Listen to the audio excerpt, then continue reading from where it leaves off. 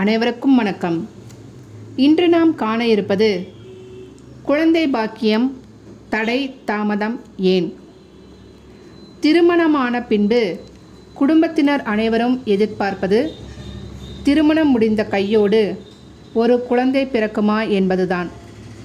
ஆனால் நாம் எதிர்பார்ப்பதற்கு தக்கவாறு எல்லாமும் அமைந்து விடுவதில்லை.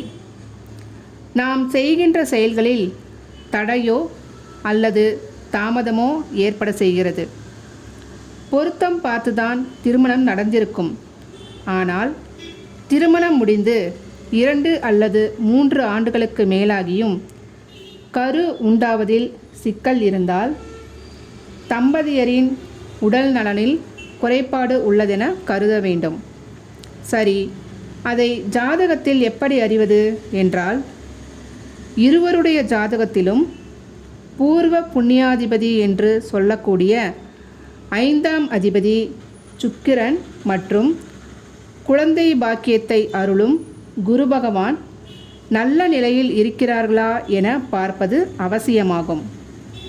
ஏனென்றால் சுக்கிரன் கெட்டிருந்தால், அதாவது சுக்கிரன் ராகு கேது மற்றும் பாதகாதிபதி தொடர்பு பெற்றிருந்தாலும், குரு பகவான் ராகு கேது மற்றும் மாரகாதிபதி பாதகாதிபதி தொடர்பில் இருந்தாலும் ஜாதக ரீதியாகவும் உடல் ரீதியாகவும் பிரச்சனைகள் ஏற்படும்.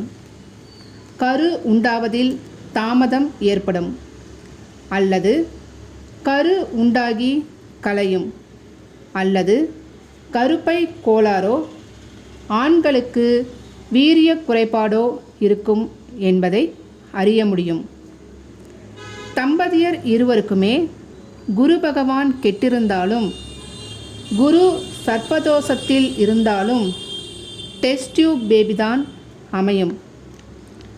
குழந்தை பிறப்பில் சிக்கல் என்றால் பெண்கள் மட்டுமே காரணம் அல்ல, ஆண்களும் காரணமாக இருக்கலாம். ஆணின் ஜாதகத்தில் 3ஆம் பாவத்தில் சனி கேது போன்ற பாவர்கள் கூடி செவ்வாய் நீசம் பெற்றிருந்தாலும், சுக்கிர பகவான் சூரியனுடன் மிக நெருங்கிய நிலையிலோ அல்லது 45 டிகிரி தள்ளியோ இருந்தாலும் ஆண் தன்னை பரிசோதித்து மருந்துகள் எடுத்துக்கொள்வது நல்லது.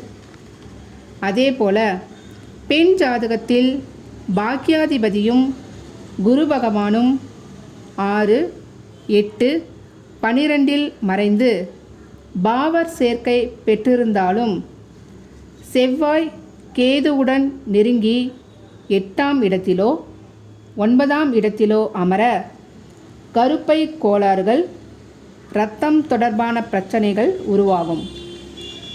சுக்கிரன் ராகு மற்றும் கேது அல்லது பாதகாதிபதிகள் சேர்க்கை பெறுவதால் சினை முட்டைகள் உருவாவதில் சிக்கல்கள் ஏற்படும். அனைவருக்கும் நன்றி.